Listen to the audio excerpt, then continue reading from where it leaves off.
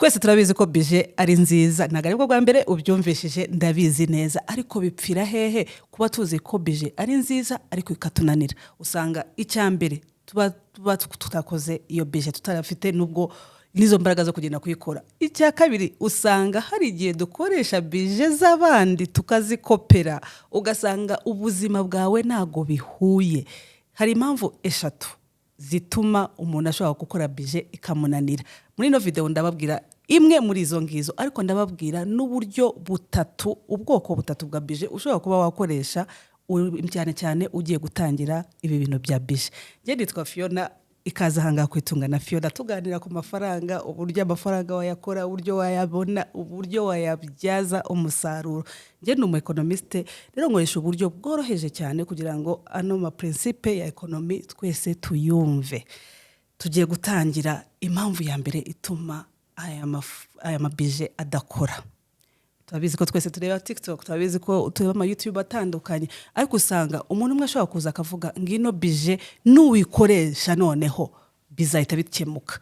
Yenda ukavuga ngo amafaranga byarancyanze ukagenda kuri Google Store cyangwa app yariyo yose ukashaka app ya saving nako ya budget ukayibona ariko wabikoresha ukabona biranze kubera ko mu kiganiro gishize twaganiriye ku kintu cyitwa money personality ugasanga wowe ukuntu uteye niyo bije ntago bihuye.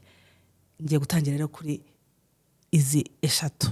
Iya mbere iyi muri sanzwe ngira ngo muyizi nayikoze kuri TikTok mwese murayikunda cyane ariko none njya muri detail cyane uburyo ikora.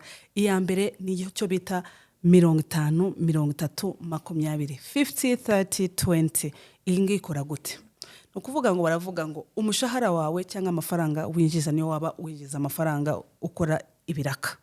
Amafaranga yawe yose urayateranya. Sibyo abajya bambaza ese yuko ibiraka ubigenza gute amafaranga yabona mu rimwe mu cyumweru akagenda hindagurika.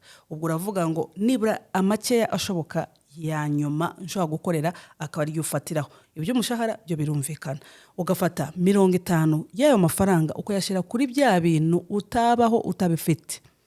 Harimo ubukode bw'inzu, harimo kurya, harimo transport, harimo ibintu mu by'ukuri utabikoze utabaho. Angaha niho hari 50. 30 bakavuga ngo niho wakabayushira bya bintu ubaye bifite byaba byiza ariko utabinabifite nta kibazo. Ibyo bita wants.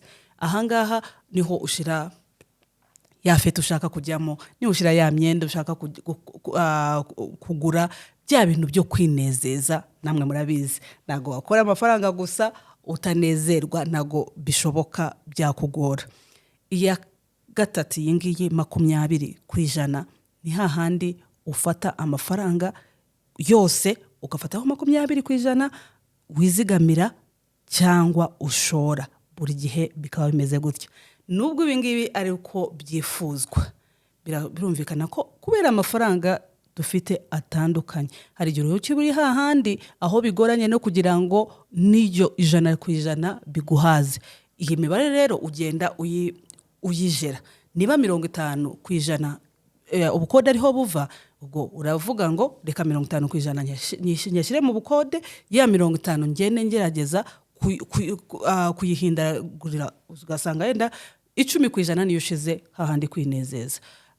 Ibindi 40% yenda ugiye kwizigamira cyangwa 70% niyo ugiye kushira muri bya bintu utaba udafite ari byo twita needs. 20% ukagenda ubikora bitewe n'uburyo amafaranga yawe ufite. Hari umushuti nakoze video kuri TikTok we aduha ubuhamya aravuga ngo kubera ibintu yashakaga kugeraho mu myaka 2 we yaravuze ngo ngiye gufata 80% y'amafaranga ninjiza imyaka 2 yose saving bigamije gushora. Nyuma y'imyaka 2 kubera aya mafaranga azaba yatangiye kuzana yandi bizanyorohera none kugira ngo nsubire muri bwa buzima ariko iyo myaka 2 nzaba nipushinze mbeho ni 20% niyime uyu munsi. Ibi kenshi bikunda gushobokera abantu batarashaka.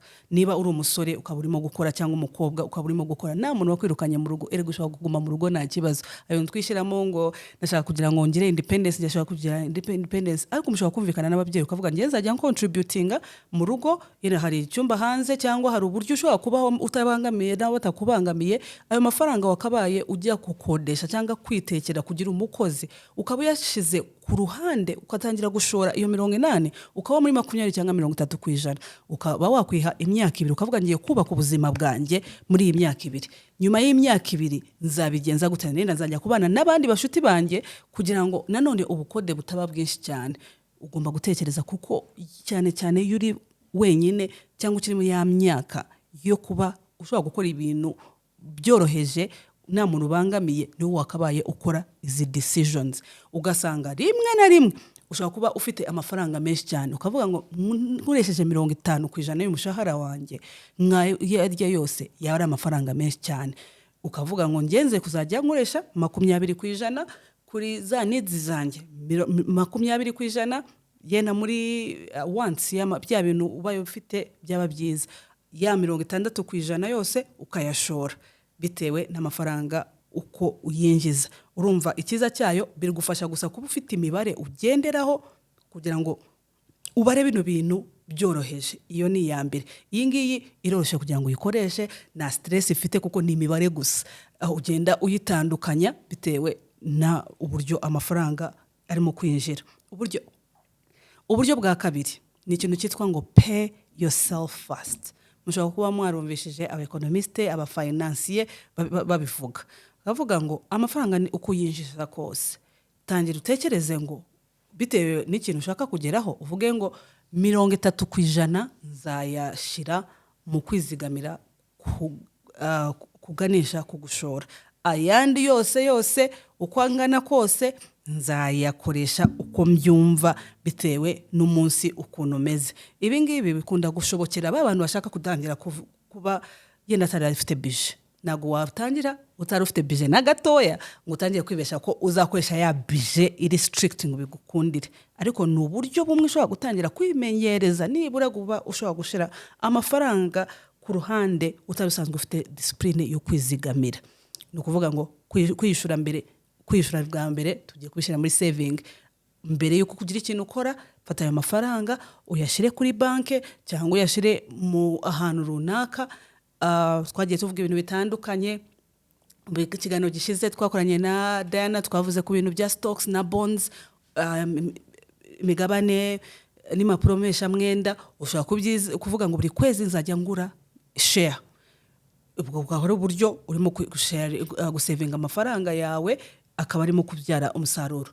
Mu minsi isize navuze ku bintu bijyanye na Tunzi ni app irangaha mu Rwanda ushobora kuvuga ngo ngiye kuzajya savinga amafaranga ku ruhande. Ubu ngubu nayigiyemo nkaba ndimo kwizigamira muri challenge yabo yitwa 52 weeks. Ndimo guteganya urugendo n'umwana wanjye wa kabiri w'umuhungu, nari namubwiye ko buri mwaka ndashaka kuzajya ntwara umwana umwe ku rugendo rwo hanze y'igihugu.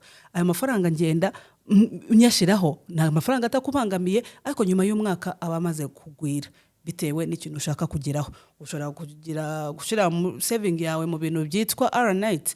Ngira ngo nzongera nzane ahangaha umuntu mu R-Night ngagenda dusobanurire uburyo wakwizigamira amafaranga muri R-Night akagenda yunguka n'uba afite 11%.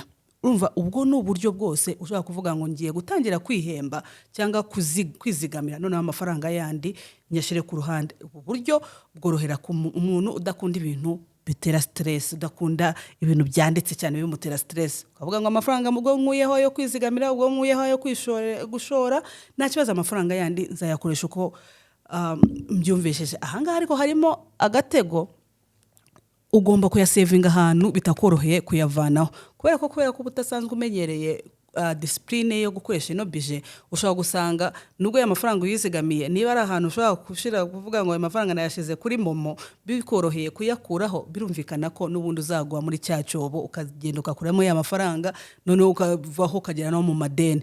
Gerageza uvuge ngo ngiye gushiraho uburyo buri strict, uburyo bukomeye cyane kugira ngo amafaranga nayakuraho. Birumvikana ko iyi ngiyi hari umuntu ushobora kushora iya mbere, ashobora kuyakushora iya kabiri.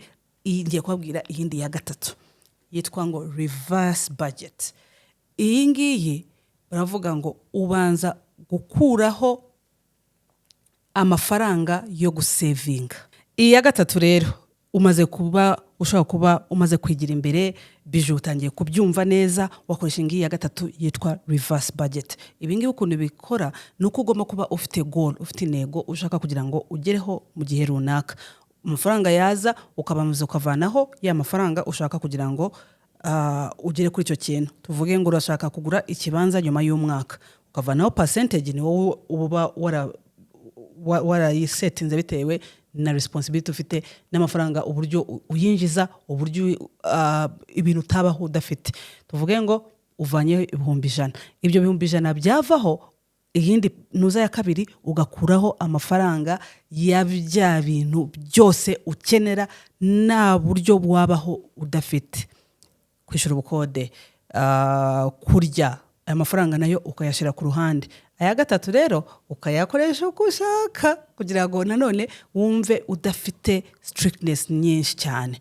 Iya gatatu birumvikana ko ivanze iya mbere n'iya kabiri, birasaba ko ari umuntu wa wundi umaze gutangira gushaka kumenyera bije uburyo ikora.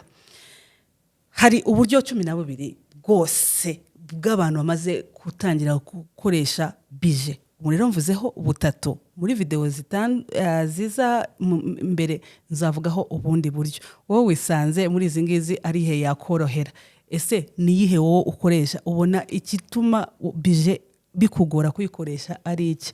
Mu ya kabiri nijya gukora seri ya kabiri muri zindi 3 nzababwira ubundi inindi mpamvu ya kabiri ituma ibi bintu bishobora kuba bikugora kugira ngo ujere amafaranga yawe. Ndizera ko twese tubyumvishije. Niba hari umuntu ushaka kwigisha, ushobora kuba hari umuntu ushaka kwigisha bije, ushobora gukoresha kano ka video, ushobora kuba nawe urimo gutekereza ngo ni gute nakoresha bino bintu, ushobora kwireba ukabona imwe muri izo ngizi yagukundira. Dushire hamwe hasi iyo wumvishe yagukorera, cyangwa nawe iyo ukoresha app we byaragukundiye, byaranze, bimeze bite. Muri video itaha nzababwira izindi 3. Naho butaha niba utarakora subscribe ahangaha ko mbona watakaye, hano dukora ama video afite ubwenge gusa, nta handi ugomba kuba usibye ahangaha, usibye nanjye ukora ano mahame ya economy. Dutumira ama business atandukanye, dutumira abantu batandukanye bafite ubwenge. Niba ukeneye kugira channel nibura ukurikira yakabaye ringi Tungana Fiona. Naho butaha.